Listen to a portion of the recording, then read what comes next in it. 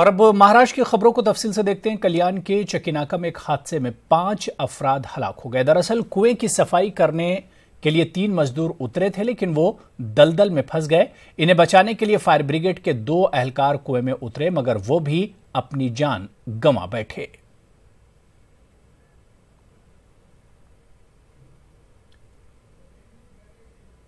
कमला मिल आतिशबाजी मामले में पब मालिकान को झटका लगा है। बॉम्बे हाईकोर्ट ने योग पाठक, जिगर सांघवी, कृपेश सांघवी और अभिजीत मांगर की जमानत की अर्जी को खारिज कर दिया है। चारों फिलहाल अदालती तहवील में हैं। इन्हें जनवरी में गिरफ्तार किया गया था। इस केस में 12 अफराद के खिलाफ चार्जशीट दाखिल की गई है। इनके खिलाफ गैर इरादतन कत्ल समेत मुख्तलिफ दफात के तहत इल्जामात वज़ा किए गए हैं। बॉम्बे हाईकोर्ट ने 3 इंसानी हुकूक कारकुनों गौतम नौलखा, आनंद टेम्बे और स्टेन स्वामी को अबूरी राहत दे दी है। इन तीनों ने सीपीआई माओनवाजों से मुबैना रब्त और जवाबित रखने के खिलाफ दाखिल मुकदमे को खारिज करने के लिए बॉम्बे हाईकोर्ट से रुजू किया था। पुणे पुलिस की जानिब से 5 इंसानी हुकूक कारकुनों के खिलाफ कार्रवाई की गई थी। पुलिस का दावा है कि भीमा कोरेगांव में तशद्दुद को हवा देने में इन 5 इंसानी हुकूक कारकुनों का हाथ था।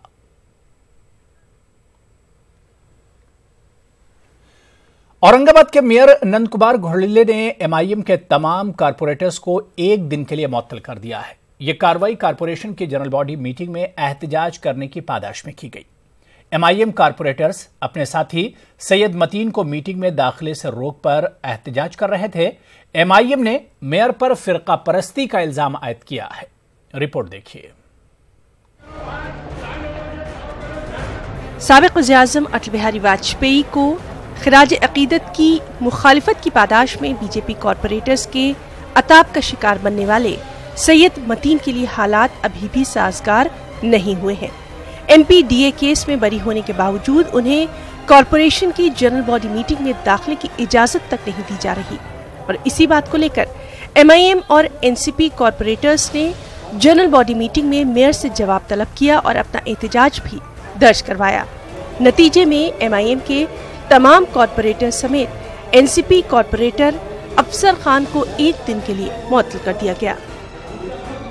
आज ये हमारे सैयद मतीन के मामले में इससे पहले की मीटिंग में हमने तो ये बात रखी थी कि हमारे नुमाइंदे को क्यों बाहर रखा गया। वो पब्लिक से चुनकर आया है, वो स्टैंडिंग कमेटी में बैठता है, लेकिन उससे जनरल बॉडी की मीटिंग में लाने नहीं दिया जा रहा है। खास तौर पर टारगेट किया जा रहा है क्योंकि उन्हें पता है कि ये आने के बाद में हम है तो हमारे मसाइल उठाएंगे।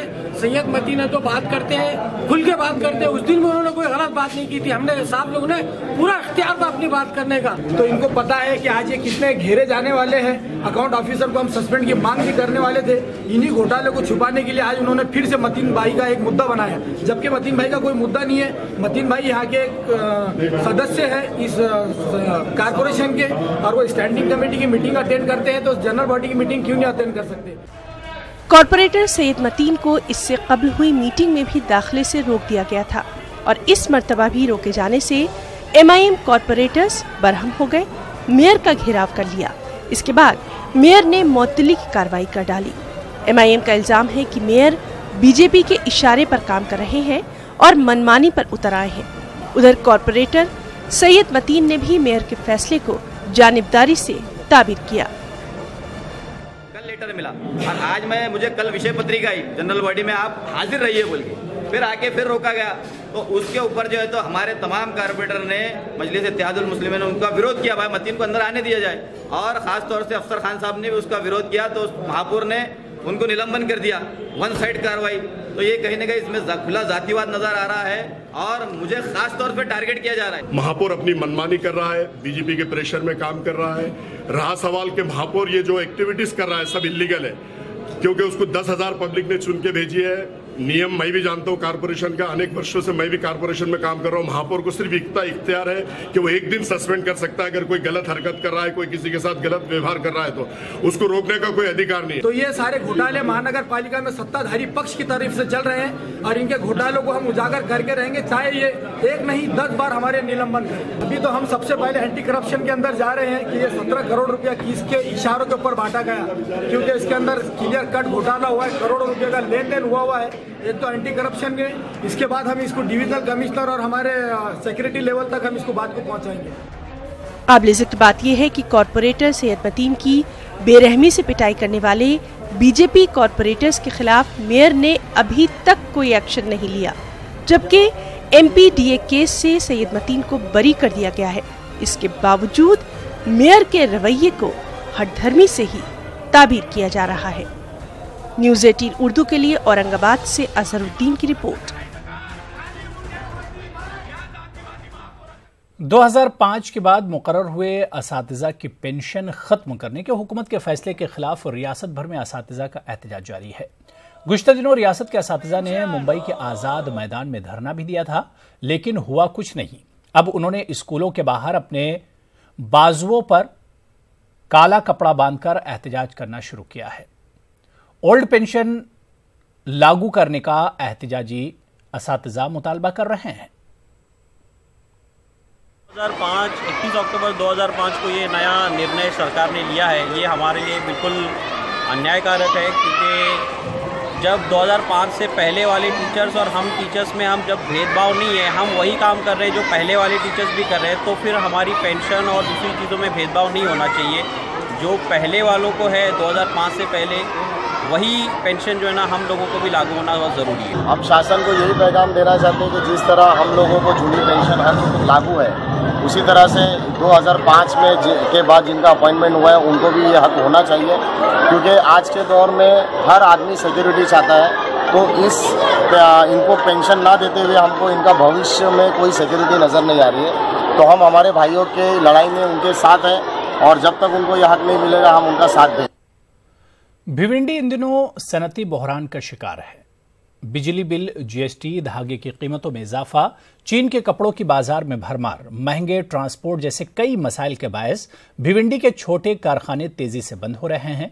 ऐसे में शहर की पावरलूम कमेटियों ने शहर के सियासी और समाजी लीडरान को मदऊ करके इनके सामने अपने मसाइल रखने और इसे हल करने के लिए इकदाम करने का मुतालबा किया है। पर लूम बंद हो चुके हैं। इस कदर मंदी है कि लोग भंगार के भाव में लूम बेच रहे हैं और हमारी ये मांग है कि इसका कैसे भी रास्ता निकालें।